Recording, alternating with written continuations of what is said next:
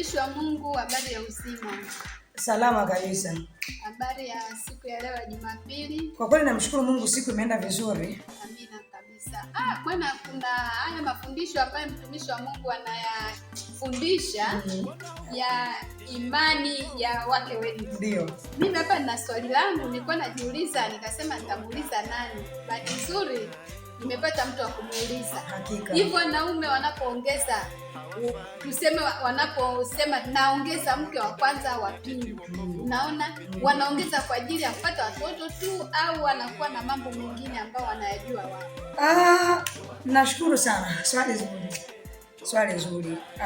Nianze tu kwa kusema kwamba ziko sababu nyingi zinazosababisha mwanaume aende kaongeze mke, lakini sababu iliyo kuu ni kupata watoto. Lakini pia kama nilivyokwisha kukuambia kwamba sababu ziko nyingi, pamoja na kwamba kuna mtu anaenda kutafuta watoto, lakini sababu nyingine ni kama ifuatavyo.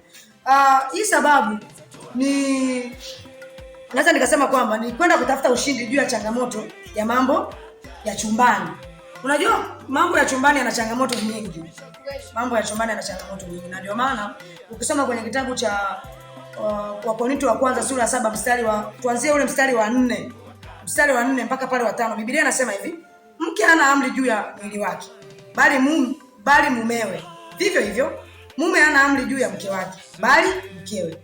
Msinyimane, isipokuwa mmepatana kwa muda, ili mpate faraga kwa kusali, mkajariane tena, shetani asije akawajaribu kwa kutokuwa na kiasi kwenu.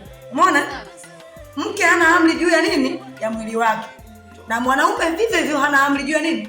Juu ya mwili wake. Lakini anasema msinyimane, isipokuwa mmepatana. Sasa ninaposema kwamba sababu nyingine inayosababisha kwamba wanaume aende akaongeze mke wa pili ama watatu ni kutatua changamoto za matatizo ya nini? Ya chumbani. Moja ya changamoto ni hii hapa, changamoto ya kunyimana.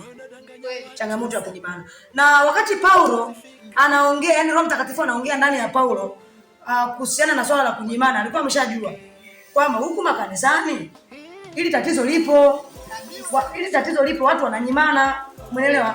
Na imefika hatua kwamba wanawake wametumia kama fimbo, wakikwazana na wanaume zao, yani kwa mfano mwanamke akikwazana na mume wake, fimbo anayoitumia kumpiga huyo mumewe ni kumnyima. Labda kwa upande wako wewe, mheshimiwa, wewe ili tatizo ambalo Paulo aliliona na akaamua kulizungumza na kuambia watu wasinyimane, wewe kwa upande wako unaonaje? Wewe kama wewe, ili tatizo hujawahi kumnyima mumeo? Mimi kama mimi kwa kweli nasema mbele za Mungu, ndio nishawahi kumnyima mara nyingi na mpaka tukagombana na neti umeshawahi kumnyima mpaka mkagombana na neti kakatika?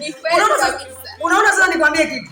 Paulo alijua, na ndio maana akaliongea kwamba watu wasinyimane. Sasa sikiliza, ili tatizo kwa wale wenye wake wengi tatizo haliwezi kunyima, lakini kwa wenye mke mmoja ili tatizo lipo. Na wewe ulimnyima mumeo, alikosa pa kwenda kwa sababu ana mke mmoja, lakini angekuwa na wake wengi angeenda kutafuta unafuu mahali pengine. Kwa mimi niwaambie tu watu kwamba wake wengi, yaani kuolewa kwenye ndoa ya wake wengi ni raha sana kama utapenda, na wala sio dhambi. Mbarikiwe sana.